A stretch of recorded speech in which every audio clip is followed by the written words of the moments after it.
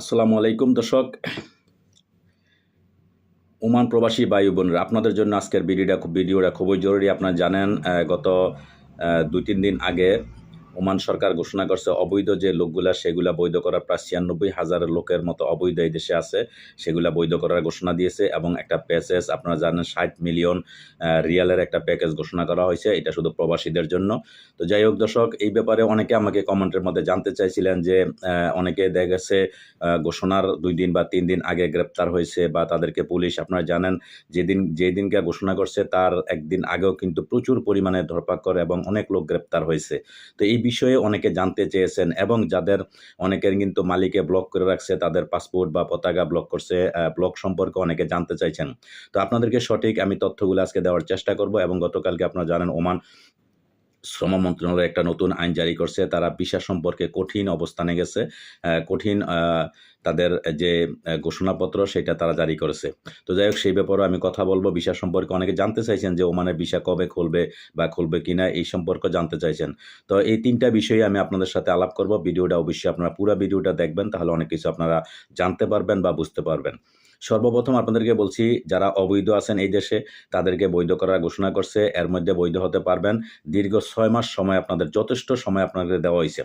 এর মধ্যে আপনাদের পাসপোর্টে কোনো জটিলতার সমস্যা থাকলে আপনারা বাংলাদেশের যে দূতাবাস আছে মাসকাটে, আপনারা ওইখানে যোগাযোগ করতে পারেন। আপনারা জানেন বর্তমানে কিন্তু এই বিশেষ করে জালান এবং সোহার, তারপর সাহাম, এই সমস্ত এলাকার মধ্যে এখন এই ৩টা জায়গার মধ্যে কিন্তু এখন লোক এই মাসকাট থেকে দূতাবাস থেকে লোক আসছে, তারা কিন্তু যাদের পাসপোর্ট অ্যাপ্লিকেশন করছেন, যাদের পাসপোর্ট রেডি হয়েছে, পাসপোর্ট দিতেছে, তার পাশাপাশি আরও অন্যান্য যে সেবাগুলো আছে যেমন আউটপাস, বিভিন্ন সেবা, আপনাদের যত জটিলতার সমস্যা যেটা আপনার বাংলাদেশ দূতাবাস যেটা করতে পারে বা করবে, ওই সমস্ত সহযোগিতার জন্য বা ওই ধরনের সেবার জন্য আপনারা অবশ্যই তাদের সাথে যোগাযোগ করবেন।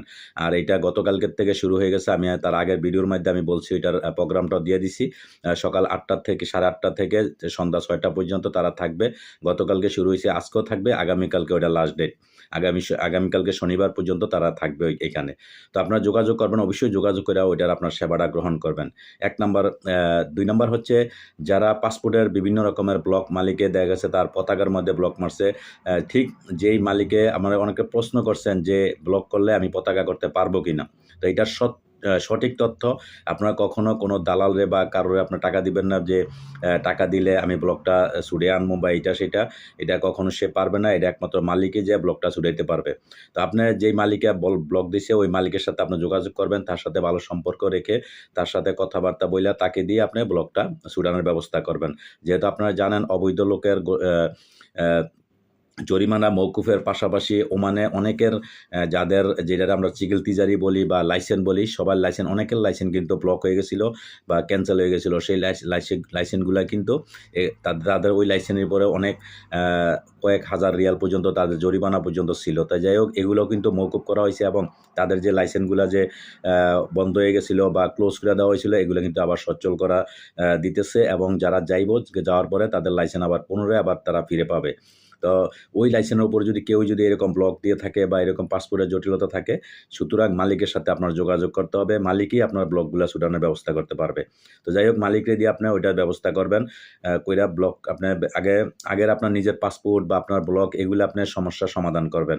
যেহেতু দীর্ঘ ৬ মাস একটা সময়, আপনি ১৫ দিন বা ১ মাসের ভিতরে এগুলো আপনি ব্যবস্থা করবেন, যদি আপনি এই দেশে বৈধভাবে থাকার চেষ্টা করেন বা থাকতে চান।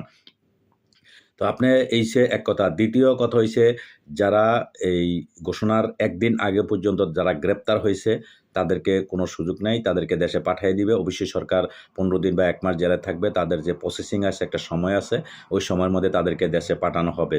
আর যদি এরকম কোনো মালিক থাকে বা আপনার নিজস্ব কোনো এরকম সুযোগ সুবিধা থাকে বা আপনার চেষ্টা করে দেখতে পারেন হয়তো, তবে তাকে পতাকা করে, তার যদি পাসপোর্ট থাকে ভিসা ২ মাস বা ৩ মাস এরকম অল্প সময়ের মধ্যে তার ভিসা পতাকা শেষ হয়ে গেছে, তাহলে মালিকের সাথে যোগাযোগ কইরা মালিকে তার ভিসা পতাকা রেডি কইরা বা কমপ্লিট ভিসা পতাকা বানাইয়া তাকে বাহির করার সুযোগ করতে পারে।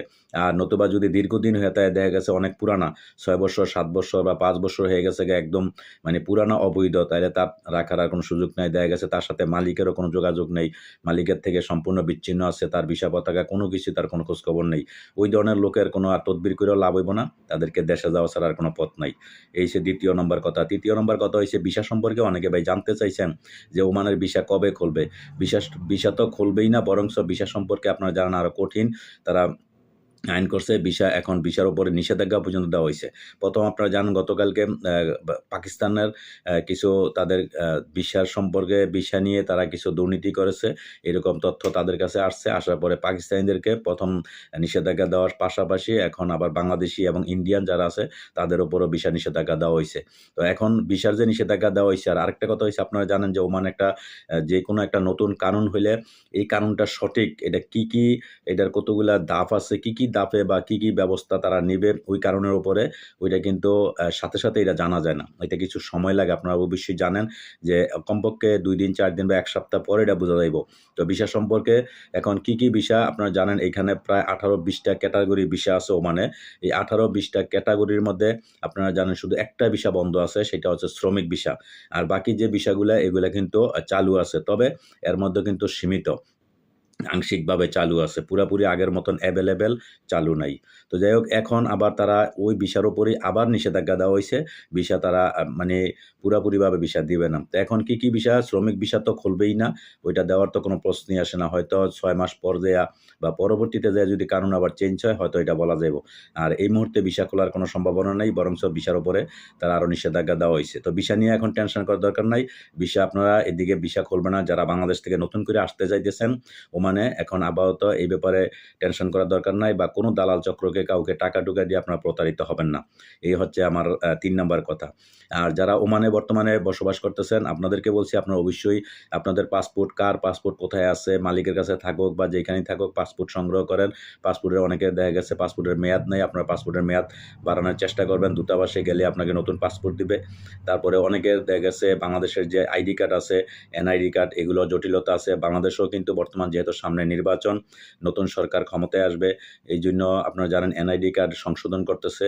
ওইখানেও আপনারা চেষ্টা করতে পারেন দেশে যোগাযোগ করে আপনারা এনআইডি কার্ড সঠিক করে আপনারা পাসপোর্ট তৈরি করতে পারেন। পাসপোর্ট বানিয়ে আপনারা তারপরে যে কোনো মালিকের নামে ভিসা লাগানোর চেষ্টা করবেন। দর্শক অবশ্যই এই ধরনের গুরুত্বপূর্ণ আপনার আপডেট পেতে অবশ্যই আমাদের এই প্রবাসীর আওয়াজের সাথে থাকবেন এবং সাবস্ক্রাইব করে দিবেন।